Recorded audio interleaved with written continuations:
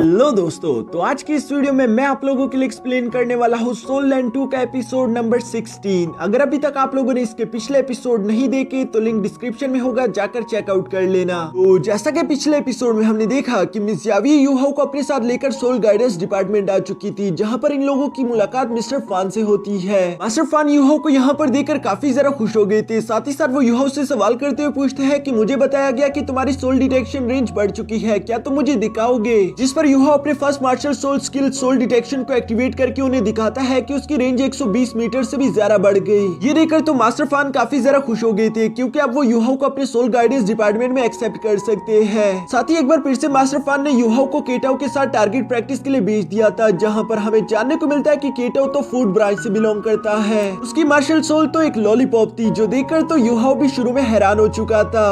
अब आगे तो नेक्स्ट एपिसोड की शुरुआत बिल्कुल उसी सीन से शुरू होती है, जहां केटाओ ने अपने सोल गाइडेंस कैनन का इस्तेमाल करते हुए यूहाओ को काफी इंप्रेस कर दिया था। यूहाओ यहाँ के ये नजारा देखकर हैरानगी के साथ कहता है कि 3 सोल रिंग के सोल मास्टर का ये मैंने सबसे ज्यादा स्ट्रॉन्गेस्ट अटैक देखा है। लेकिन मास्टर फान तभी अचानक आगे आकर यूहाओ को बताते हैं कि केटाओ की कल्टीवेशन कुछ ज्यादा नहीं, इसलिए वो अपने सोल गाइडेंस की पावर्स को फुल पोटेंशियल पर इस्तेमाल नहीं कर सकता। ये तो सोल गाइडेंस कैनन का बस एक छोटा सा हिस्सा ही वो इस्तेमाल कर पाया, जो सुनकर तो यूहाओ और भी जरा हैरान होते हुए कहते हैं कि क्या ये सिर्फ एक हिस्सा था। साथ ही वो अपने मन में कहता है क्या होगा अगर कोई इंसान सोल गाइडेंस वेपन को फुल पोटेंशियल पर इस्तेमाल कर सके, तब तो उसका कोई भी मुकाबला नहीं हो पाएगा। यहाँ यूहाओ भी ये कह ही रहा था, तभी अचानक केटाओ भी वहाँ पर पहुंच जाता है, जहाँ मास्टर फान यूहाओ से कहते हैं कि केटाओ मेरा फर्स्ट डिसाइपल है, तो क्या तुम आज के बाद मेरे सेकंड डिसाइपल बनना चाहोगे? जो सुनकर तो यूहाओ हैरान होते हुए मिस यावी की तरफ देखता है। मिस यावी ने भी अपने हाँ में सर हिला दिया, जबकि मास्टर फान कह रहे थे कि मार्शल सोल डिपार्टमेंट ने तुम्हें अपना कोर डिसाइपल बनाकर बिल्कुल भी अच्छा नहीं किया, उन लोगों की सिलेक्शन बिल्कुल भी ठीक नहीं थी। दूसरी तरफ यूहाओ भी यहाँ एग्री हो जाने की वजह से काफी ज्यादा रिस्पेक्ट के साथ मास्टर फान के सामने झुकते हुए कहता है कि प्लीज मास्टर मुझे अपना सेकंड डिसाइपल बना लीजिए। जो सुनकर मास्टर फान भी काफी ज्यादा खुश हो गए थे। वो यूहाओ के सर पर हाथ रखते हुए कहते हैं कि आज के बाद तुम मेरी सेकंड डिसाइपल हो और तुम सोल गाइडेंस डिपार्टमेंट के कोर डिसाइपल भी हो। जिस पर तो यूहाओ की आंखें आंसुओं से भर आई थी, क्योंकि उसे लग रहा था कि वो यहाँ श्रेक एकेडमी में ज्यादा अरसा नहीं टिकने वाला। मास्टर फान यूहाओ को इमोशनल देकर उसे चुप कराने की कोशिश कर रहे थे, जबकि दूसरी तरफ खड़े केटाओ को तो ये जानकर बहुत ही खुशी हुई। वो फौरन आगे बढ़कर यूहाओ को गले लगाते हुए कहते हैं कि अब हम दोनों का मास्टर एक है, यानी आज के बाद तुम मेरे छोटे भाई हुए। यहाँ पर मौजूद ये सब लोग इस फैसले से काफी ज्यादा खुश थे। इसके बाद नेक्स्ट सीन में हम देखते हैं, जहाँ पर मास्टर फान यूहाओ को समझा रहे थे कि किसी भी सोल मास्टर के लिए मार्शल सोल फाउंडेशन बहुत ही ज्यादा जरूरी है, इसलिए अभी के लिए मुझे लगता है कि तुम्हें मार्शल सोल ब्रांच में ही रुककर सीखना चाहिए, जहाँ की पढ़ाई को सीखने के साथ साथ हर हफ्ते में एक दिन तुम्हें यहाँ पर भी आना होगा, ताकि तुम्हारी ट्रेनिंग बाकी के लोगों के मुकाबले डबल तेजी के साथ हो सके। क्या तुम्हें इस बात से डर तो नहीं लग रहा? जिस पर यूहाओ कहता है कि नहीं मास्टर, मैं अपनी पूरी कोशिश करूंगा। और इसके बाद वो वहाँ से मिस यावी को लेकर रवाना हो जाता है। जबकि उन लोगों के यहाँ से जाने के बाद हम मास्टर फान को वाइस डीन के साथ देख रहे थे, जहाँ वाइस डीन मास्टर फान से कह रहा था कि तुम्हें इस लड़के पर कितना यकीन है, ये हमारे एक्सट्रीम सोलो सोल्जर प्लान में कामयाब हो पाएगा? जो सुनकर मास्टर फान कहता है कि अगर हम लोग केटाओ की बात करें तो वो हम लोगों की 40% रिक्वायरमेंट कंप्लीट करता है, लेकिन यूहाओ 70% रिक्वायरमेंट्स। अगर ये दोनों एक दूसरे के साथ मिलकर काम करें तो मुझे पूरा यकीन है कि अगले 10 से 15 साल में ये लोग एक्सट्रीम सोलो सोल्जर प्रोजेक्ट को कंप्लीट कर देंगे। असल में दोस्तों, एक्सट्रीम सोलो सोल्जर प्रोजेक्ट एक ऐसा प्रोजेक्ट है जहां पर ये लोग किसी ऐसे वॉरियर को तैयार करने की कोशिश कर रहे हैं जो कि अकेला ही पूरे ग्रुप पर भारी पड़े। वाइस डीन यहाँ पर मास्टर फान की ये सारी बातें सुनने के बाद खुश होते हुए कहते हैं कि 10 से 15 साल बिल्कुल भी ज्यादा नहीं। मार्शल सोल ब्रांच आज से 10 साल बाद यूहाओ को छोड़ने के फैसले पर काफी ज्यादा रिग्रेट करेगा। इसके बाद सीन शिफ्ट होकर यहाँ क्लास 1 पर आ जाता है, जहाँ क्लास 1 में अब वो सारे स्टूडेंट थे जो कि फ्रेशमैन एग्जाम में पास होकर आए थे। साथ ही साथ इस बार क्लास 1 की होम रूम टीचर भी मिस यावी थी, जो जानकर यूहाओ तो बहुत ही खुश था। मिस यावी यहाँ पर इन लोगों के सामने आकर खुद को इंट्रोड्यूस करवाते हुए कहती है कि मुझे तुम सब लोगों से काफी ज्यादा उम्मीदें हैं, इसलिए इस बार तुम लोगों को पिछले साल से ज्यादा बेस्ट परफॉर्म करना होगा, और मैं तुम लोगों को आज के दिन एक लीडर सेलेक्ट करने वाली हूँ, ताकि तुम लोगों की क्लास की प्रोग्रेस स्ट्रॉन्गर और पहले से ज्यादा तेजी के साथ हो सके। इसलिए मैं यहाँ तुम लोगों के सामने कुछ नेम्स लिखने जा रही हूँ, जिनमें से तुम अपने क्लास के मॉनिटर और वाइस मॉनिटर को सिलेक्ट कर पाओगे। ये कहते हुए मिस यावी यहाँ बोर्ड पर 3 नेम लिख देती है, जो कि वानडोंग, डाई हुआबिन और यूहाओ का था। यहाँ पर यूहाओ का नाम पढ़कर तो वहाँ पर मौजूद एक लड़की गुस्से में फौरन अपनी जगह पर खड़ी हो गई थी। वो मिस यावी से कहती है कि मैं इस बात से बिल्कुल भी मुत्तफिक नहीं हूँ, आपने यूहाओ का नाम लिखकर ठीक बिल्कुल भी नहीं किया, क्योंकि यूहाओ के पास सिर्फ एक ही मार्शल सोल रिंग है, वो भी सिर्फ 10 साल पुरानी। वो हम में से मौजूद यहाँ सबसे ज्यादा कमजोर है। बेशक वो लोग लोग फ्रेशमैन एग्जाम के चैंपियन बन गए, लेकिन वो अपने दम पर नहीं बल्कि वॉन्डोंग के दम पर बना था।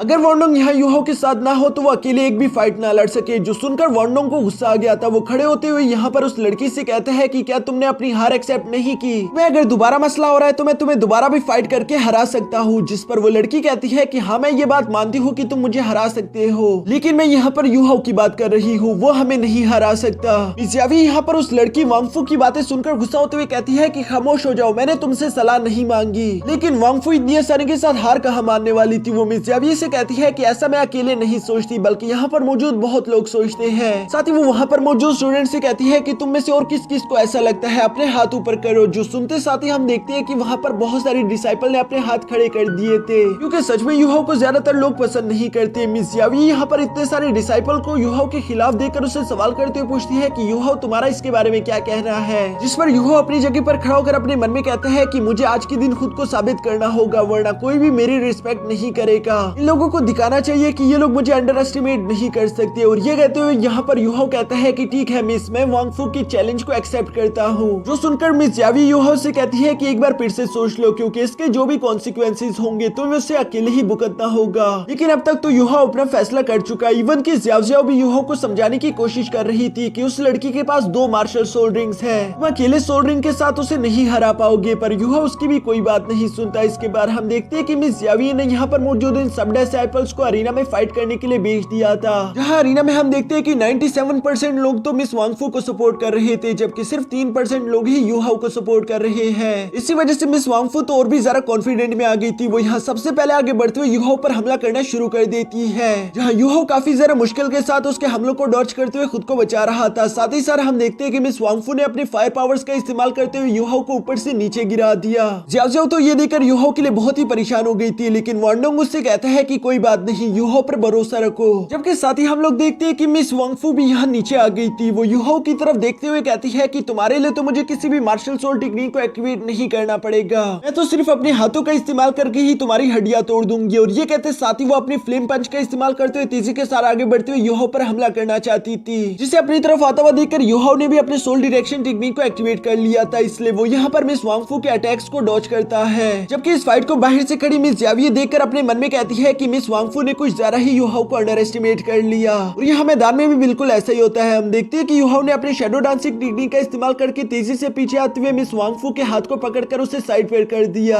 साथ ही साथ उसने तेजी के साथ अपने ड्रैगन क्लॉ टेक्निक का इस्तेमाल करके उसे जोरों से हिट भी कर दिया था, जिसकी वजह से मिस वांगफू को चोट लग जाती है। ये देखकर तो आसपास के लोग शॉक रह गए थे। गाई हुआ बिन हैरान होते हुए कहते हैं कि ये तो वही टेक्निक है जिसका इस्तेमाल करके यूहो ने पहले मुझ पर हमला किया था। जबकि मिस यावियो को ये देखकर अपने मन में खुशी हो रही थी। वो कहती है कि वांगफू का ओवर कॉन्फिडेंस उस पर भारी पड़ गया, यूहो इसी चीज का फायदा उठा रहा है। जबकि दूसरी तरफ मिस वांगफू को भी यहाँ एक हिट खाने की वजह से बहुत ही गुस्सा आ गया। वो शर्म के मारे गुस्से के साथ अपनी फायर पावर एक्टिवेट करते हुए कहती है कि कमीने इंसान, मैं तुम्हें जान से मार दूंगी। और ये कहती ही मिस वांग ने अपने first martial soul fire of dragon technique को एक्टिवेट कर लिया, जिसके बाद वो तेजी के साथ आगे बढ़ते हुए यूहो पर हमला करना शुरू कर देती है। यहाँ ये सब करते हुए मिस वांग काफी ज्यादा गुस्से में लग रही थी, जबकि यूहो उसके हमलों को डॉज करने की कोशिश कर रहा था, पर इसके बावजूद भी यूहो को धीरे धीरे चोट लग रही थी। सब लोग यहाँ का ये नजारा देखकर समझ गए थे कि मिस वांग अब सीरियस हो गई। वो फाइनल अटैक्स करके यूहो को खत्म करना चाहती है। और यहाँ मैदान में हो भी ऐसा ही रहा था। हम देखते हैं कि मिस वांग ने अपने second martial soul technique rage of dragon को एक्टिवेट कर लिया।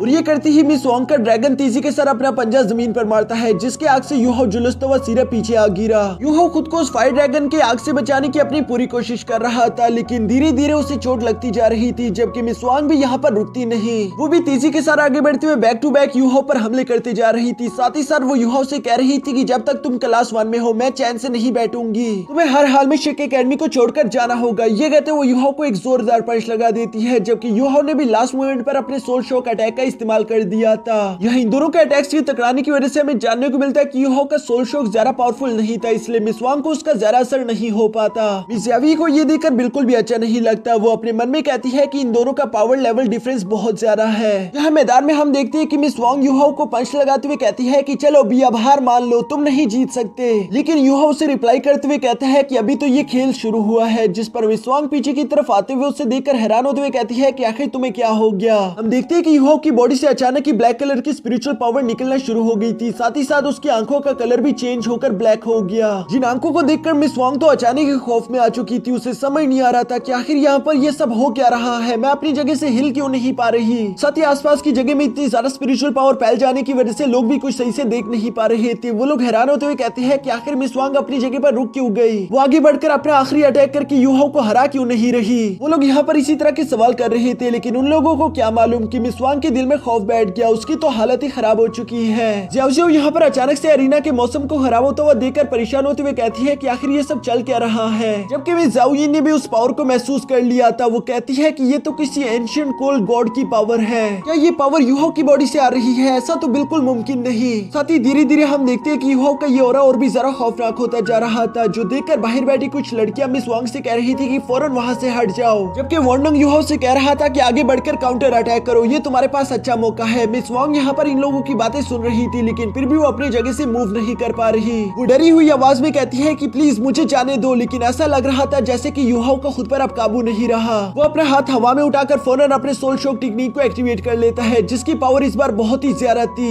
इस अटैक से टकराते साथ ही हम देखते हैं कि मिस वांग के मुंह से खून निकल आया और वो सीधा जमीन पर जाते साथ ही नॉकआउट हो जाती है, जबकि गिरने से पहले उसकी आंखों का रंग भी बदल चुका। यूहाओ यहाँ पर ये सब करते हुए बहुत ही ज्यादा कूल दिखाई दे रहा था, लेकिन मिस वांग के हारते साथ ही सब कुछ बैक टू नॉर्मल हो जाता है। जहाँ यूहाओ होश में आने के बाद टियानमिंग से पूछता है कि टियानमिंग क्या ये सब कुछ तुमने किया, जिस पर टियानमिंग जवाब देते हुए कहते हैं कि नहीं, ये मैंने नहीं किया। तुम्हारी बॉडी के अंदर मुझे एक गॉड की कॉन्शियस देखने को मिली जो कि ये सब कर रही थी। यूहाओ यहाँ उन लोगों की ये बातें सुन रहा था, जबकि साथ ही साथ हमें देखने को मिलता है कि फाइट की वजह से उसकी भी हालत खराब हो चुकी थी, वो भी कमजोर हो चुका है। यहाँ यूहाओ इससे पहले कि वांडोंग तक पहुंच पाता वो रास्ते में ही बेहोश हो जाता है, जहाँ वांडोंग ने उसे फौरन पकड़ लिया था। साथ ही वो ज़ियाओ से कहता है कि मुझे यूहाओ की हालत ठीक नहीं लग रही, हमें इसे उठाकर वापस अपने रूम लेकर जाना चाहिए। जिसके बाद हमें नेक्स्ट सीन शाम का दिखाया गया, जहाँ यूहाओ अपने रूम में लेटा हुआ था। उसकी हालत सच में कुछ खास ठीक नहीं लग रही थी। और तभी अचानक यूहाओ अपनी सोल स्पेस में पहुंच गया, जहाँ पर वो देख पा रहा था कि टियानमिंग किसी से बात करते हुए कह रहा था कि आखिर तुम यहाँ पर क्या कर रहे हो,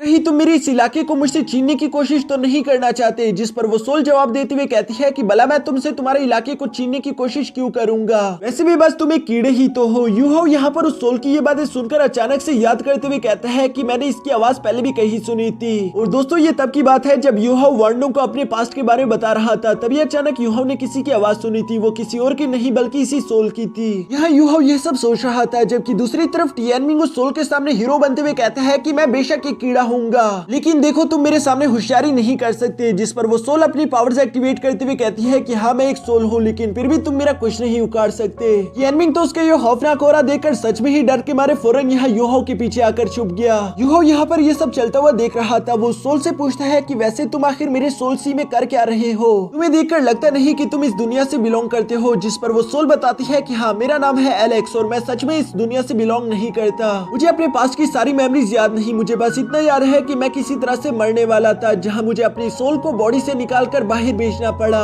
मेरी सोल इस दुनिया में यूं ही चारों तरफ भटकी जा रही थी। तभी अचानक मैंने जंगल में एक बहुत ही ज्यादा पावरफुल ऑरा महसूस किया, जहाँ पर मैंने देखा कि एक कीड़ा तुम्हारी बॉडी में मर्ज होने की कोशिश कर रहा है। ये एनर्जी उस वक्त इतनी ज्यादा थी कि मेरी सोल खुद ही अट्रैक्ट होकर तुम्हारी बॉडी में आ गई। जो सुनकर यूहाओ कहता है कि हाँ वो सब तो ठीक है, लेकिन अभी तक तुम यहाँ पर क्यों हो। जिस पर एलेक्स कहता है कि घबराने की कोई बात नहीं, तुम्हें लेकर मेरे इरादे बिल्कुल भी बुरे नहीं। मैं फिलहाल यहाँ से नहीं जा सकता क्योंकि मेरी सोल बहुत ही कमजोर है, मुझे रिकवरी की जरूरत पड़ेगी। साथ ही एलेक्स यूहाओ को बताता है कि मैंने तुम्हारे दिल के अंदर झांक कर देखा, जहाँ पर बहुत ही ज्यादा दुख भरा पड़ा है। तुम्हारे ये सारे दुख देखकर अब मुझसे और ज्यादा रहा नहीं गया। इतने सारे दुख और नफरत को अकेले झेलना कोई आसान काम नहीं। पता नहीं ये सब देखकर मुझे कुछ फेमिलियर फीलिंग आती है। ऐसा लगता है जैसे कि मैं भी कभी तुम्हारे जैसा ही हुआ करता था और अभी तक मेरे पास की सारी मेमोरीज नहीं है, इसलिए मैं सब कुछ याद नहीं कर पा रहा। सिर्फ मुझे इतना ही याद है कि ये दुख कभी भी तुम्हें सुकून से रहने नहीं देंगे। ये नफरत तुम्हें जलाकर अंधा कर देगी। तुम्हें खुद पर काबू रखना होगा।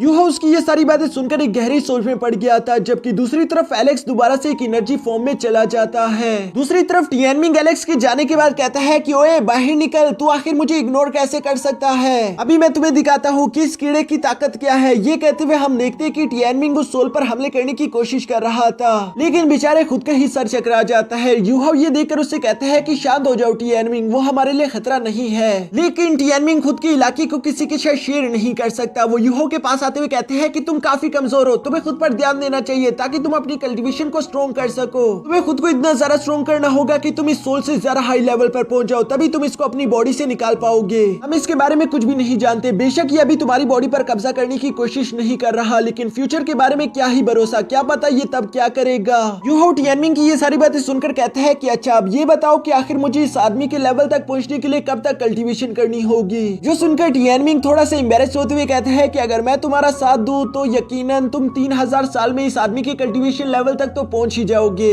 यूहाओ बेचारा तो यहाँ पर 3000 साल का सुनकर पहले ही निराश हो चुका था। तभी अचानक टियानमिंग यूहाओ से कहता है कि ये सब तो बात की बातें हैं, अभी अगर तुम फौरन अपनी नींद से नहीं उठे तो मिस ज़ियावी तुम्हें अपनी क्लास से एक्सपेल कर देगी। जो सुनकर हम देखते हैं कि अचानक यूहाओ होश में आ गया था। जहाँ यूहाओ उठते साथ ही देखता है कि वॉन्डोंग परेशान होता उसके सामने खड़ा था। वो यूहाओ को देखकर खुश होते कहता है कि अच्छा हुआ कि तुम अब ठीक हो, तुम पूरी रात होश में नहीं आए थे, मुझे तुम्हारी काफी जरा फिक्र हो रही थी। अब क्लास का टाइम हो चुका है, चलो हमें क्लास पहुंचना चाहिए। इनके ये कहने के बाद नेक्स्ट सीन हमें क्लास का ही दिखाया जाता है, जहाँ पर सारे डिसाइपल और इवन की मिस ज़ियावी भी पहुंच चुकी थी। मिस ज़ियावी अपने डिसिपल्स के सामने कहती है कि कल का दिन तो हम लोगों का बर्बाद हो गया, सिर्फ इसलिए क्योंकि किसी ने मेरे डिसीजन के खिलाफ फैसला किया, और अब तो यूहाओ ने खुद को साबित कर दिया है, इसलिए मैं वॉन्डोंग को अपने क्लास का मॉनिटर बना रही हूँ, जबकि हमारा वॉइस मॉनिटर होगा यूहाओ। यूहाओ का ये नाम सुनते साथ ही वहाँ पर मौजूद डाई हुआबिन और कुछ और नमूने दोबारा खड़े हो गए थे। वो कहते हैं कि हम इस फैसले से बिल्कुल भी एग्री नहीं करते। यूहाओ अगर चाहता है कि हम उसे मॉनिटर एक्सेप्ट करें तो उसे हमारे साथ भी फाइट करनी होगी। जो सुनकर वॉन्डोंग गुस्से के साथ खड़ा हो गया था और वो उनसे कहते हैं ठीक है, मैं तुम लोगों के साथ फाइट करने के लिए तैयार हूँ। यहाँ यूहाओ और ज़ियाओ ज़ियाओ भी वॉन्डोंग का साथ देते हुए अपनी जगह पर खड़े हो गए थे, जबकि दूसरी तरफ भी उनके खिलाफ बहुत सारे डेसिपल्स थे। मिस ज़ियावी बेचारी तो परेशान हो गई थी कि आखिर ये सब कब तक चलेगा, और इसी के साथ हमारा ये एपिसोड यहीं पर खत्म हो जाता है। की शुरुआत बिल्कुल उसी सीन से शुरू होती है, जहाँ मिस ज़ियावी गुस्सा होते हुए कहती है कि बस करो ये सब, क्या तुम लोगों ने मेरी बात नहीं सुनी जब मैंने कहा कि जो भी मेरे डिसीजन के खिलाफ जाएगा मैं उसे एक्सपेल कर दूंगी। चूटियान, डाई हुआबिन, ज़ुलू, तुम तीनों यहाँ से निकल जाओ, तुम तीनों को एक्सपेल किया जाता है। साथ ही मिस ज़ियावी ने यहाँ पर वुफेंग को भी एक्सपेल कर दिया था, क्योंकि उसने बिना लीव दिए हुए छुट्टी कर ली थी। सब लोग मिस ज़ियावी का ये गुस्से वाला रूप देखकर बहुत ही ज्यादा घबरा चुके थे और आपस में बातें कर रहे थे, जबकि डाई हुआबिन और चूटियान अभी भी इस बात से एग्री नहीं थे। इसलिए मिस ज़ियावी गुस्से के साथ अपने रिंग्स को एक्टिवेट करती हुई उनसे कहती है कि निकल जाओ यहाँ से, मैंने तुम लोगों को क्या कहा। मजबूरन उन तीनों को निकल कर बाहर आना पड़ा, जहाँ ज़ुलू डाई हुआबिन से कह रही थी कि अब हम क्या करेंगे, जिस पर डाई हुआबिन जवाब देते हुए कहता है कि हम लोग एकेडमी के रूल्स के खिलाफ नहीं जा सकते, लेकिन यूहाओ की वजह से आज के दिन हमें जो शर्मिंदगी उठानी पड़ी उसका अंजाम तो उसे भुगतना ही होगा। ये कहते हुए डाई हुआबिन काफी जरा गुस्से के साथ यूहाओ की तरफ देख रहा था, जबकि दूसरी तरफ हम यूहाओ, वॉन्डोंग और ज़ियाओ ज़ियाओ को देखते हैं, जो कि काफी जरा खुश लग रहे थे। वॉन्डोंग चलते हुए यूहाओ से कह रहा था कि आज के दिन तो मिस ज़ियावी कुछ ज्यादा ही गुस्से में लग रही थी, जबकि दूसरी तरफ ज़ियाओ ज़ियाओ कहती है कि हाँ उन्होंने फौरन से डिसीजन लिया और फौरन एक्शन भी।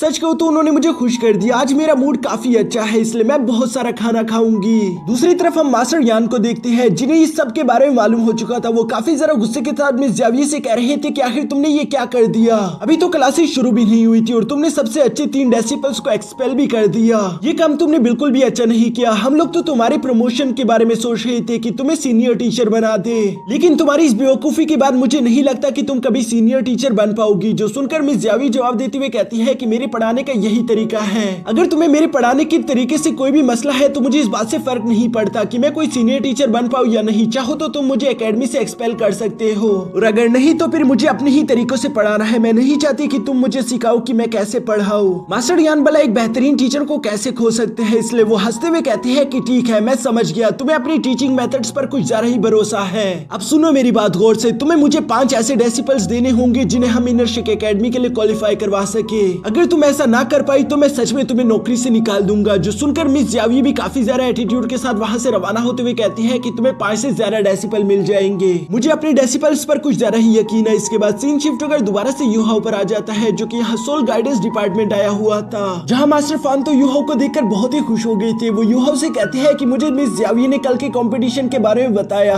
तुमने काफी अच्छा काम किया, मुझे जानकर खुशी हुई। इसके बाद वो यहाँ पर केटाओ से कहती है कि आज के दिन तुम खुद की प्रैक्टिस खुद ही करना, मुझे यूहाओ को कुछ सिखाना है, जिस बात से केटाओ को कोई भी ऑब्जेक्शन नहीं था। मास्टर फान यहाँ पर यूहाओ को लेकर सीधे सोल गाइडेंस टूल के पास पहुंच जाते हैं, जहाँ वो यूहाओ को बता रहे थे कि सोल गाइडेंस टूल को इस्तेमाल करने से पहले उसके बारे में तुम्हें थोड़ा बहुत समझ लेना चाहिए। साथ ही वो यूहाओ से सवाल करते हुए पूछते हैं कि तुम्हें क्या लगता है कि सोल गाइडेंस टूल क्या होता है, जिस पर यूहाओ जवाब देते हुए कहता है कि ये एक ऐसी मशीनरी होती है जो कि हमारी सोल पावर को कन्वर्ट करके किसी भी टूल या फिर वेपन में बदल देती है। मास्टर फान उसकी ये बात सुनकर कहते हैं कि हाँ तुमने बिल्कुल सही कहा, लेकिन हमारा सोल गाइडेंस डिपार्टमेंट बाकी के टूल्स के बजाय सिर्फ वेपन्स पर ज्यादा ध्यान देता है, जिन्हें दूसरे अल्फाज में हम लोग मिलिट्री सोल गाइडेंस टूल भी कह सकते हैं। यहाँ पर मौजूद इस एकेडमी में बहुत सारे ऐसे टीचर्स हैं जो कि इसके बहुत खिलाफ हैं। लेकिन तुम्हें इस बात को समझना होगा कि अगर कल को कोई भी जंग शुरू हो जाती है तो हमें इन सोल गाइडेंस टूल की बहुत जरूरत पड़ेगी, क्योंकि जिस कॉन्टिनेंट के पास भी सबसे ज्यादा अच्छे सोल गाइडेंस टूल होंगे वही यकीनन इस जंग को जीतेगा।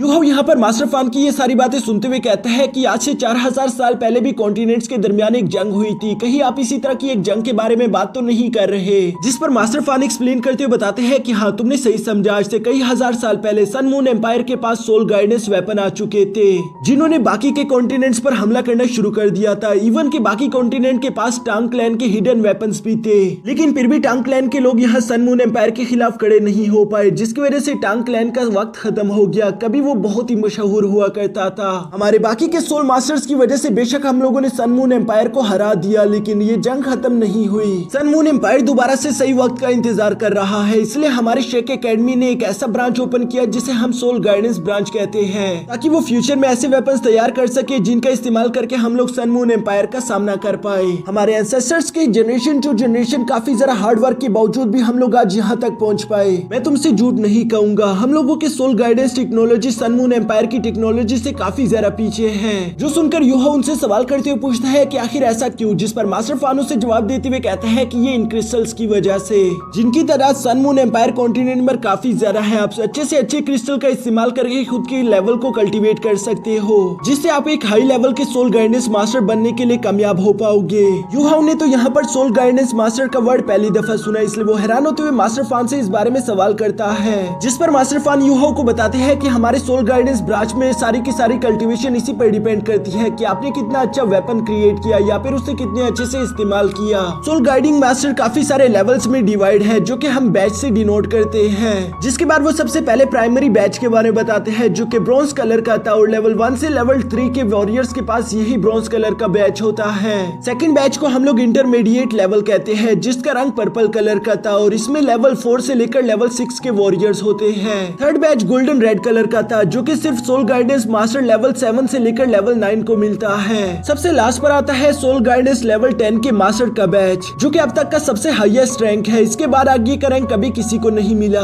यूहाओ यहाँ सारी इन्फॉर्मेशन जानने के बाद मास्टर फान से सवाल करते हुए पूछता है कि आपका क्या लेवल है, जिस पर वो बताता है कि मैं लेवल 8 का सोल गाइडेंस मास्टर हूँ। जो जानकर तो यूहाओ अपने मन में कह रहा था कि मास्टर फान तो काफी ज्यादा ताकतवर है, जबकि दूसरी तरफ मास्टर फान यूहाओ को यहाँ प्रैक्टिस अरीना की तरफ ले आए थे। जहाँ आने के बाद वो यूहाओ से कहते हैं कि मैं तुम्हें सोल गाइडेंस टूल को अच्छी तरीके से इस्तेमाल करना सिखाऊंगा, आप ध्यान से देखना। ये कहते हुए मास्टर फान यहाँ पर काफी ज्यादा कूल तरीके से अपने सोल गाइडेंस टूल, जिसका नाम स्लीव कैनन था, उसे एक्टिवेट कर लेते हैं। साथ ही वो यूहाओ को इसके बारे में बताते हुए कहते हैं कि ये स्लीव कैनन एक लेवल 2 का सोल गाइडेंस वेपन है, जिसके बारे में जानकर यूहाओ उनसे सवाल करते हुए पूछता है कि लेवल 2 का सोल गाइडेंस वेपन, तो क्या मैं भी इसे इस्तेमाल कर सकता हूँ? मास्टर फान यूहाओ को जवाब देते हुए कहता है कि हाँ ऑफ कोर्स तुम इस वेपन को इस्तेमाल कर सकते हो, इसका लेवल से कोई खास ताल्लुक नहीं, इसका सारा के सारा ताल्लुक तुम्हारे सोल पावर से है। अगर तुम्हारे पास ज्यादा सोल पावर होगी तो तुम इसका अच्छे से इस्तेमाल कर पाओगे। और ये कहते हुए मास्टर फान ने यहाँ पर स्लीव कैनन से कुछ शॉट्स लगाकर यूहाओ को दिखा दिए थे, जिन्हें देखते साथ ही यूहाओ हैरान होते हुए कहता है कि ये तो टांग क्लैन के हिडन वेपन की तरह है, क्योंकि आज से कुछ वक्त पहले मुझे टांगिया ने ज़ियोगी क्रॉसबो के बारे में दिखाया था, जिसका इम्पैक्ट भी बिल्कुल इसी तरह है। जबकि दूसरी तरफ मास्टर फान यूहाओ को एक्सप्लेन करते हुए बता रहे थे कि ये सोल गाइडेंस टूल तुम्हारी सारी की सारी सोल पावर को डिस्ट्रक्टिव पावर में कन्वर्ट कर देता है, वो भी बस एक क्रिस्टल का इस्तेमाल करके, जिसके बाद तुम बड़ी से बड़ी तबाही कर पाओगे। साथ ही साथ मास्टर फान यहाँ पर सोल गाइडेंस टूल के स्ट्रक्चर को एक्सप्लेन कर रहे थे, जिसमें सबसे ज्यादा मेन इंपॉर्टेंट रोल तो उसी क्रिस्टल का है, क्योंकि हर क्रिस्टल पर एक स्पेशल तरह की फॉर्मेशन को इम्प्रिंट किया जाता है, जिसकी वजह से ही वो वेपन उस तरह की पावर्स को जनरेट कर पाता है। साथ ही ये रेजिस्टेंट की भी काफी ज्यादा काम आता है। अगर मैं आप लोगों को एग्जांपल देकर बताऊं तो समझो कि अगर एक सोल गाइडेंस वेपन है जो कि हीट पावर्स का इस्तेमाल करेगा, यानी कि वो आग थ्रो करता है, उस आग की वजह से सोल गाइडेंस टूल को भी पिघलना चाहिए या फिर उसके वॉरियर को इफेक्ट होना चाहिए। और इस फॉर्मेशन पैटर्न की वजह से ये सब कुछ रेजिस्टेंस में चला जाता है, यानी कि उस वॉरियर या फिर वेपन को कोई भी नुकसान नहीं पहुंचेगा।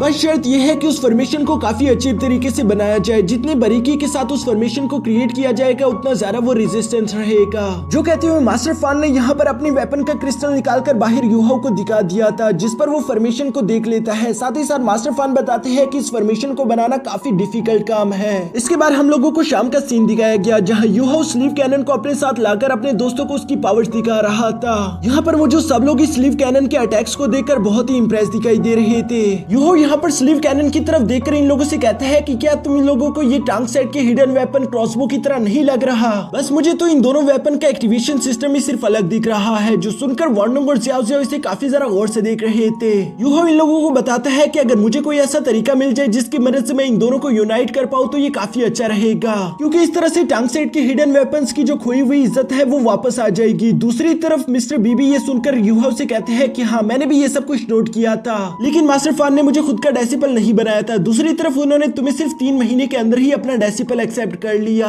तुम काफी अच्छा काम कर रहे हो। जो सुनकर सब लोग यहाँ पर यूहो की तारीफें कर रहे थे, जबकि दूसरी तरफ टांगिया बताती है कि मास्टर फान काफी अच्छे मास्टर है, जो कि जल्दी वो पहले इंसान बन जाएगी जो कि सोल गाइडेंस मास्टर लेवल 9 तक पहुंच पाए। उनकी निगरानी में अगर तुम काम करो तो यकीनन तुम कोई ना कोई ऐसा रास्ता निकाल लोगे जिसकी वजह से हम दोबारा एक बार टांग सेट को कामयाब कर पाएंगे।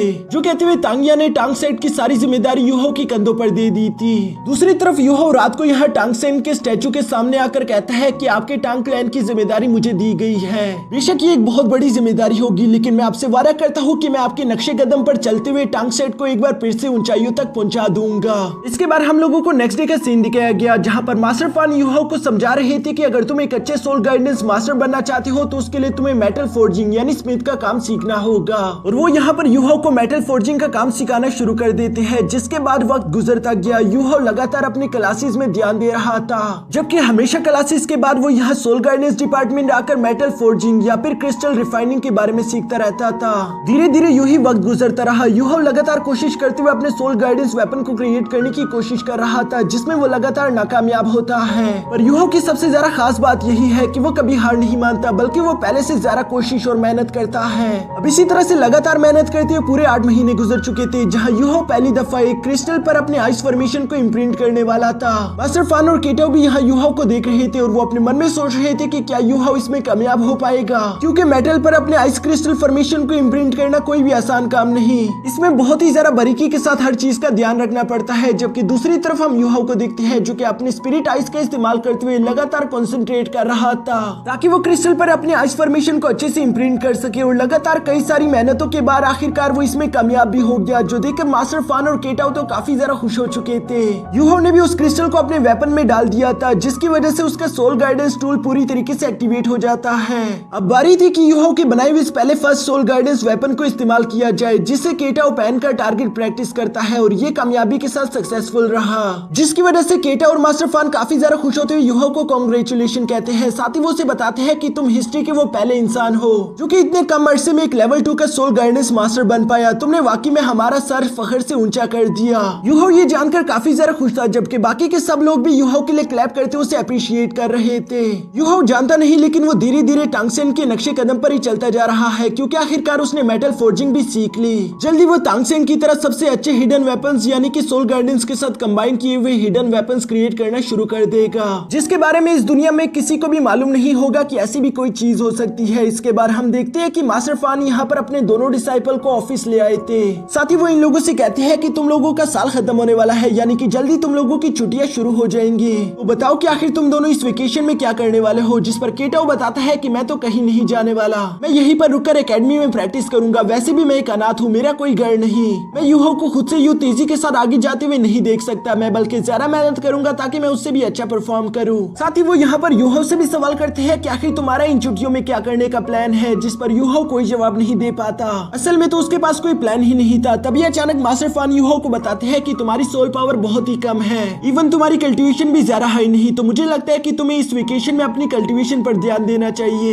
तुम ऑलरेडी एक लेवल 20 के सोल मास्टर बन चुके हो, तो मुझे लगता है कि तुम्हें जिंगडाओ फॉरेस्ट जाकर एक सोल रिंग हासिल करनी चाहिए। अगर तुम ये अकेले नहीं कर सकते तो मैं तुम्हारी मदद करने के लिए तैयार हूँ। जिस पर यूहो उनसे कहता है कि नहीं, इसकी कोई जरूरत नहीं। आपको तो मालूम ही होगा कि हम लोग फ्रेशमैन एग्जाम के चैंपियन बने थे, इसलिए मास्टर ने हमसे वादा किया था कि हमें शेक एकेडमी एक सोल रिंग दिलवाएगी। आपको बिला वजह मैं इसके लिए डिस्टर्ब नहीं कर सकता। वैसे भी मास्टर यान मेरी इसमें मदद कर ही देंगे। दूसरी तरफ केटाओ यूहो से कहता है कि तुम्हें इतना फॉर्मल होने की कोई जरूरत नहीं, तुम्हें जैसी भी मदद चाहिए तुम हमसे कह सकते हो, मैं तुम्हारे बड़े भाई की तरह हूँ। जबकि मास्टर फान यूहो से कह रहे थे कि अच्छा तुम ये बताओ कि तुम कब शेक एकेडमी से जाने वाले हो। जिस पर यूहो जवाब देते हुए बताता है कि 2 दिन बाद मैं मॉर्निंग को यहाँ से रवाना हो जाऊंगा। इसके बाद आखिरकार वही दिन मॉर्निंग का सीन हमें दिखाया गया, जहाँ पर मिस जावी अपने क्लास 1 से कह रही थी कि तुम लोगों का आज आखिरी दिन है, फिर तुम लोगों की वेकेशन शुरू हो जाएंगे। सच कहो तो तुम लोग काफी ज्यादा बेहतरीन काम कर रहे हो, तुम आज तक की मेरी सबसे बेस्ट क्लास रहे। जो सुनकर तो क्लास 1 के सारे डिसाइपल काफी ज्यादा खुश हो गए थे कि आखिरकार मिस जावी ने उनकी तारीफ कर दी। लेकिन लेकिन जियाओ जियाओ तो मिस जियाओ को अच्छे से जानती है। वो यहाँ पर वार्नोंग से कह रही थी कि अभी तुम देखना, इनकी अगली लाइन बिल्कुल भी लोगों को पसंद नहीं आएगी, जो कि बिल्कुल सच भी था, क्योंकि मिस जियाओ यहाँ पर इन लोगों से कहती है कि तुम लोगों ने अच्छा काम किया, लेकिन अब मैं तुम लोगों को एक असाइनमेंट देने वाली हूँ जिसे तुम लोगों को इस वेकेशन में कंप्लीट करना ही होगा। तुम में से हर एक बंदा अब लेवल 20 तक पहुंच चुका है, इसलिए मैं चाहती हूँ कि तुम लोग जब भी वापस आओ तो तुम लोगों के पास एक सेकंड सोल रिंग होनी चाहिए। यानी कि अगर तुम लोगों के पास सेकंड सोल रिंग ना हुई तो तुम लोगों को यहाँ श्रेक एकेडमी में आने नहीं दिया जाएगा। जो सुनकर तो बहुत सारे डिसाइपल इस बात से निराश हो गए थे। साथ ही साथ मिस जावी इन लोगों से कहती है कि मुझे निराश मत करना। तभी अचानक यहाँ पर टियानमिंग ने युहाओ के सोल सीम में उससे बात करना शुरू कर दी थी, जो कि युहाओ से कहता है कि ये एक बेहतरीन मौका रहेगा, मैं तुम्हें अपने साथ एक स्पेशल जगह पर लेकर जाने वाला हूँ, लेकिन उसके बारे में तुम किसी के साथ भी बात नहीं कर सकते। जो सुनकर युहाओ यहाँ वार्नोंग की तरफ देखते हुए अपने मन में यही सोच रहा था कि आखिर ऐसी कौन सी जगह होगी जिसके बारे में वो वार्नोंग को नहीं बताना चाहता। और इसी सस्पेंस के साथ हमारा ये एपिसोड यहीं पर खत्म हो जाता है। हेलो दोस्तों, तो जैसा कि पिछले एपिसोड में हमने देखा कि मिस जावी ने अपनी क्लास से 3 डिसाइपल को बाहर निकाल दिया था, जिस बात से मास्टर यान तो बिल्कुल भी खुश नहीं थे। इसलिए वो मिस जावी से कहती है कि तुम्हें मुझे 5 ऐसे डिसाइपल देने होंगे जिन्हें हम इनर श्रेक एकेडमी भेज सके। अगर तुम ऐसा ना कर पाई तो तुम हमारे साथ टीचिंग नहीं कर पाओगी। मिस जावी को भी खुद पर कुछ ज्यादा ही कॉन्फिडेंस था। जबकि दूसरी तरफ एपिसोड के लास्ट में हमने देखा कि युहाओ सोल गाइडेंस डिपार्टमेंट में जाकर सोल गाइडेंस वेपन के बारे में सीखना शुरू कर देता है, जहाँ सिर्फ कुछ महीनों की जबरदस्त ट्रेनिंग की वजह से युहाओ ने अपने फर्स्ट सोल गाइडेंस वेपन को बना लिया था। यानी कि युहाओ एक लेवल 2 का सोल गाइडेंस मास्टर बन चुका है। इसके बाद युहाओ को मालूम हुआ कि जल्दी उन लोगों के वेकेशंस लगने वाले हैं, लेकिन मिस जावी चाहती है कि वेकेशन से वापस आने के बाद हर एक डिसाइपल के पास उसकी एक और सोल रिंग होनी चाहिए। अगर किसी भी डिसाइपल के पास सेकंड सोल रिंग नहीं होगी तो वो दोबारा से आउटर श्रेक एकेडमी कभी नहीं आ पाएगा। अब आगे तो नेक्स्ट एपिसोड की शुरुआत यहाँ क्लासरूम से होती है, जहाँ वेकेशन लगने की वजह से काफी सारे डिसाइपल खुश होते हुए बाहर भाग रहे थे। जबकि तभी अचानक मिस जावी यहाँ पर वार्नोंग और युहाओ से कहती है कि तुम दोनों मेरे पास आओ, मुझे तुम लोगों से कुछ बात करनी है। जियाओ जियाओ ये सुनकर उन दोनों को अलविदा करते हुए कहती है कि वेकेशंस के बाद मुलाकात होगी, और ये कहते हुए वो वहाँ से रवाना हो गई थी। जबकि ये दोनों सीधा मिस जावी के पास पहुंच जाते हैं। मिस जावी यहाँ पर युहाओ से कहती है कि कहीं तुम्हें अपने सेकंड सोल रिंग को हासिल करने में ज्यादा प्रॉब्लम तो नहीं आएगी, जिस पर युहाओ जवाब देते हुए कहता है कि नहीं, मैं मैनेज कर लूंगा। जो सुनकर मिस जावी काफी जरा खुश हो गई थी।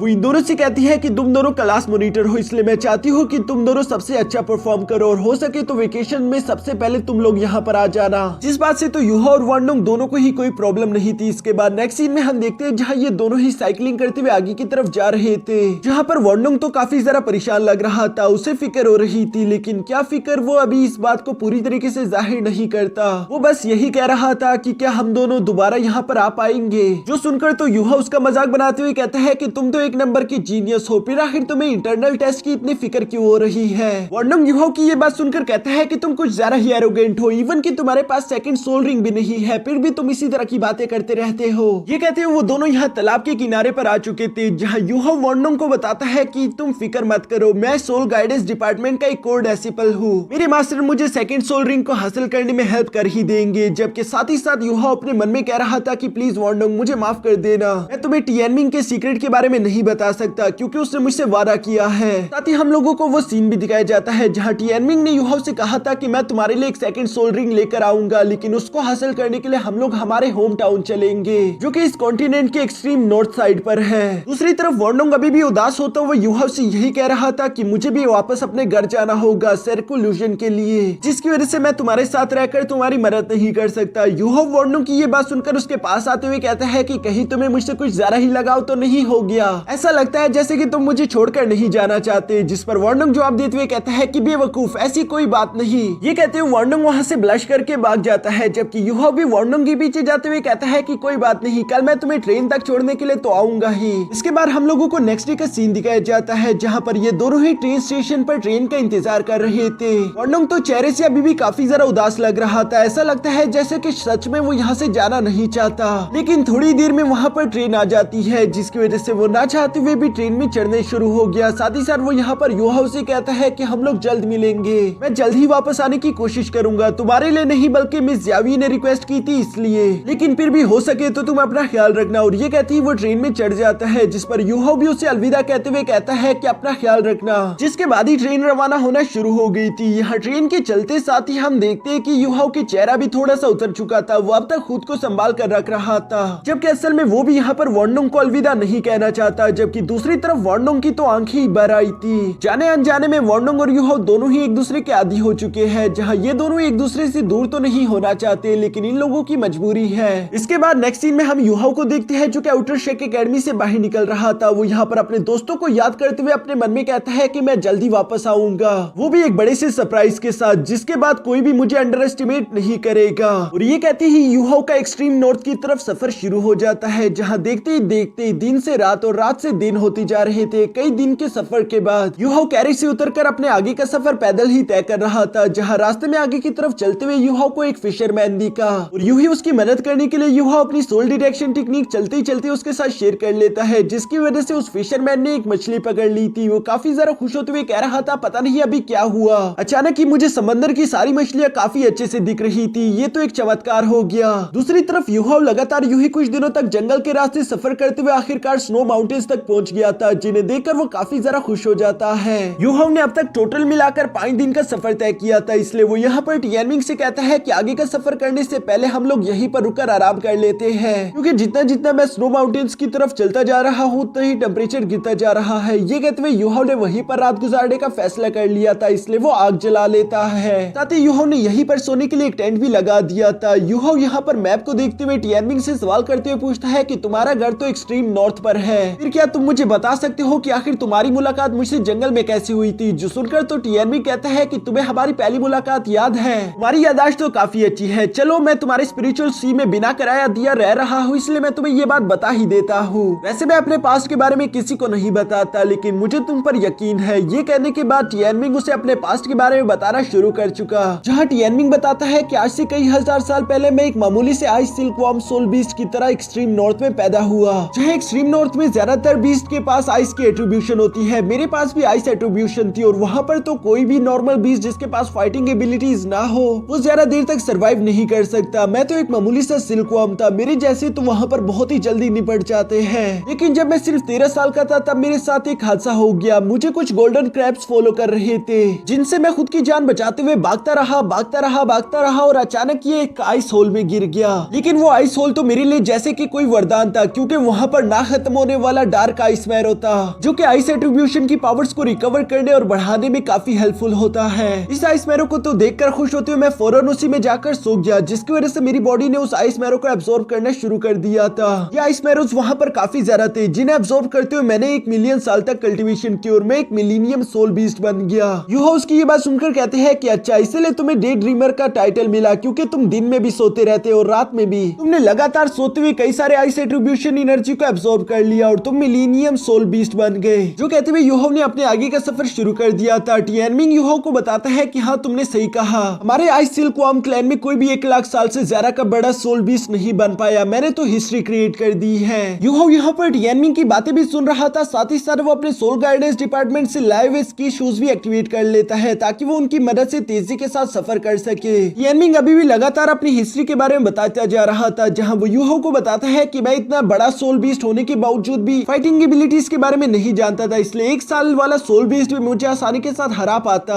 लेकिन मेरी मेंटल और सोल पावर दूसरे बीस्ट के हिसाब से ज्यादा थी, इसलिए मैं उसी का इस्तेमाल करके दूसरे बीस्ट को डरा देता था, जिसकी वजह से मुझे कभी फाइट ही नहीं करनी पड़ती थी। यहाँ टियानमिंग यूं ही अपना मुंह चलाता जा रहा था, जबकि यूहाओ अपने मन में यही सोच रहा था कि मैंने क्या गलती कर ली जो मैंने इसके पास के बारे में पूछ लिया, क्योंकि अब तो टियानमिंग उसे बोर करने लगा था। यूहाओ यहाँ पर एक बीच से आगे की तरफ का रास्ता पूछता है, जहाँ बीच भी काफी अच्छे के साथ यूहाओ को रास्ता बता रहा था। टियानमिंग तो अभी भी खामोश होने का नाम नहीं लेता। वो यहाँ पर यूहाओ को बताता है कि एक दिन तो मुझे कई सारे बीच ने घेर लिया था, जो कि सिर्फ 1 लाख साल पुराने सोल बीच थे, लेकिन फिर भी उन लोगों ने मुझे बंदी बना लिया, जो कि मेरी एनर्जी एब्सॉर्ब करते रहते थे। या तुम सोच भी सकते हो कि ये कितना बुरा काम है। इनकी वजह से मैं काफी ज्यादा कमजोर हो चुका था, पर मुझे जैसे ही मौका मिला मैं वहाँ से खुद की जान बचाकर फौरन निकल गया। मैं ऑलरेडी बहुत ही ज्यादा कमजोर हो चुका था। तभी मेरा हेवनली एग्जाम भी शुरू होने वाला था। मुझे जानता था कि अगर मैं यहाँ पर एग्जाम शुरू कर चुका तो यकीनन मैं मारा जाऊंगा। जल्दी मुझे एक सोल पावर रखने वाले ह्यूमन की जरूरत थी, जिसका इस्तेमाल करके मैं उसकी बॉडी में खुद को बचा सकूं। यही एक चीज मुझे ज़्यांडाओ फॉरेस्ट की तरफ खींच कर ले गई, क्योंकि वहाँ पर काफी सारे सोल मास्टर आया करते थे। लेकिन वहाँ पर भी मेरी मुलाकात तुमसे हुई। तुम काफी ज्यादा कमजोर थे, मेरे पास और कोई रास्ता नहीं था। मैं तुम्हारी बॉडी में इंटर हो गया, लेकिन मैं ये बात जानता था कि तुम मेरी सारी पावर्स को हैंडल नहीं कर पाओगे, इसलिए मैंने वहाँ पर 10 सील्स क्रिएट कर दिए थे, ताकि मैं खुद की पावर्स को सप्रेस कर सकूं। और बाकी की स्टोरी तो तुम्हें अच्छे से मालूम ही है। यूहो यहाँ पर टियानमिंग की ये सारी दर्द भरी दास्तान सुनते हुए कहता है कि टियानमिंग तुम तो काफी जरा होशियार हो, क्योंकि तुमने अपनी होशियारी का इस्तेमाल करती अब तक खुद को बचा कर रखा हुआ था और जिन लोगों ने भी तुम्हें तकलीफ पहुंचाई, मैं तुमसे वादा करता हूँ कि एक दिन हम लोग स्ट्रॉन्ग होकर तुम्हारा बदला जरूर लेंगे। ये कहते हुए यूहो यूं ही अपने आगे का सफर तय करता जा रहा था, जहाँ अचानक वो देखता है कि उसके सोल गाइडेंस शू फ्रीज होना शुरू हो गए थे, क्योंकि जैसे जैसे यूहो एक्सट्रीम नॉर्थ की तरफ बढ़ता जा रहा था टेम्परेचर भी पहले से ज्यादा गिरता जाता है। यूहो के सोल गाइडेंस शू तो अब तक बेकार हो चुके थे, इसलिए वो पैदल ही अपने आगे का सफर शुरू कर देता है। जहाँ आगे चलते हुए यूहो टियानमिंग से सवाल करते हुए पूछता है कि आगे का रास्ता बताओ, जिस पर टियानमिंग कहता है कि मैं तो इस जगह को नहीं पहचानता। ये सुनकर तो यूहो परेशान होते हुए कहते हैं कि प्लीज टियानमिंग मेरे साथ मजाक मत करो, मैंने 8 दिन लगा दिए यहाँ तक आने में, अगर तुम इस जगह को नहीं पहचानते फिर हम लोग आगे का सफर कैसे तय करेंगे। जिस पर टियानमिंग जवाब देते हुए कहता है कि तुम भूल गए क्या, तुम्हारे भाई के पास स्पिरिट पावर्स है, मेरी स्पिरिट पावर ही हमें आगे का रास्ता बताएगी, बस तुम चलते जाओ, मैं तुम्हें बताता जाता हूँ। यूहो टियानमिंग की बात मानते हुए यूं ही आगे की तरफ चलता जा रहा था, लेकिन अब तक ठंड काफी हो चुकी थी, इसलिए टियानमिंग यूहो से कहता है कि मुझे तुम्हारे लिए कुछ करना होगा,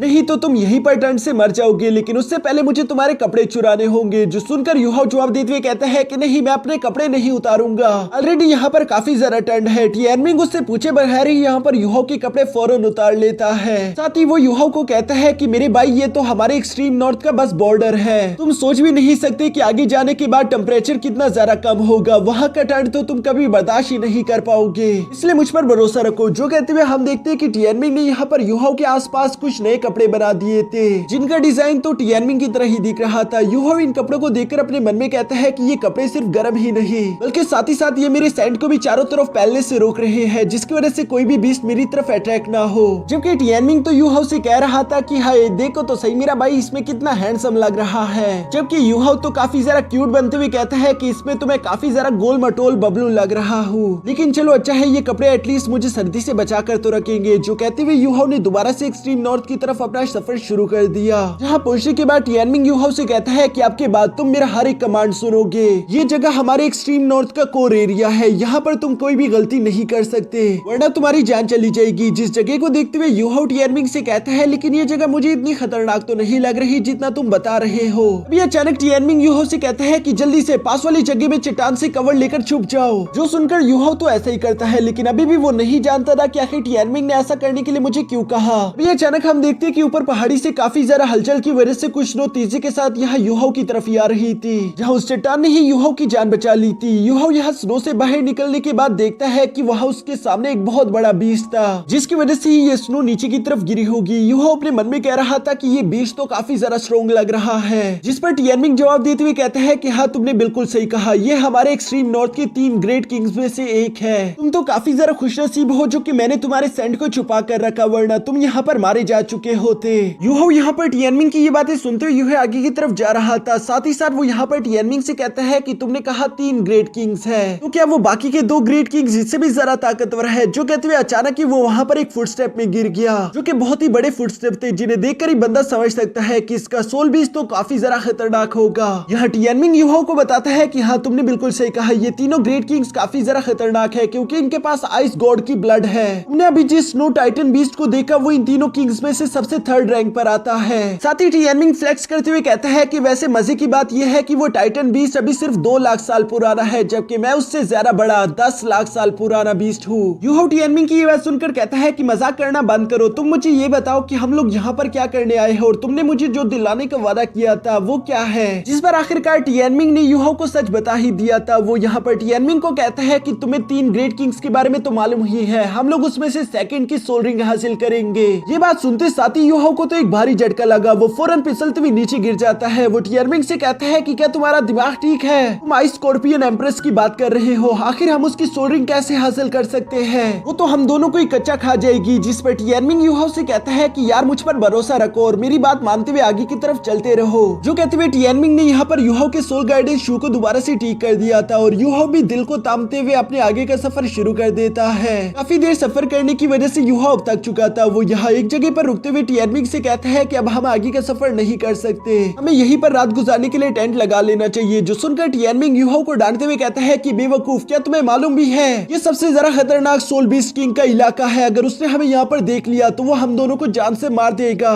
जो सुनकर यूहो बेचारा अपने आगे का सफर फिर से शुरू कर देता है, लेकिन पिछले कई दिनों से ना तो उसने कुछ खाया था, इवन कि उसका पानी भी अब तक जम चुका है। यूहो की हालत काफी जरा खराब हो चुकी थी। तभी अचानक टियरमिंग यूहो से कहता है कि बस बस हम लोग अपनी जगह पर पहुंच गए। यहीं पर आज से कई साल पहले मैंने एक इग्लू बनाया हुआ था जिसके अंदर तुम रहकर अपनी रात को गुजार सकते हो। अंदर की जगह थोड़ी सी गर्म भी होगी। जो सुनकर तो यूहो फौरन उस इग्लू के अंदर घुस गया था और सच में अंदर की जगह थोड़ी बेहतर महसूस हो रही थी। साथ ही यूहो अपने लाइटर का इस्तेमाल करते हुए खुद को गर्म रखने की कोशिश कर रहा था। बेशक ये उसके कुछ ज्यादा काम तो नहीं, लेकिन डूबते हुए को तिनके का सहारा। दूसरी तरफ टियरमिंग नहीं चाहता था कि यूहो की यहाँ पर होने का किसी को भी मालूम हो जाए, इसलिए वो अपने बनाए हुए सील्स को यूहो की बॉडी से निकालते हुए बाहर चारों तरफ फैला देता है ताकि यूहो का सैंड चारों तरफ फैल जाए और कोई भी एग्जैक्ट लोकेशन के बारे में मालूम ना कर पाए। यूहो को भी इस बात की वजह से थोड़ी सी राहत मिल गई थी, इसलिए वो वहीं पर बैठकर कल्टीवेशन करते हुए अपनी रात गुजारना शुरू कर देता है। और इसी के साथ हमारा आज का एपिसोड यहीं पर खत्म हो गया।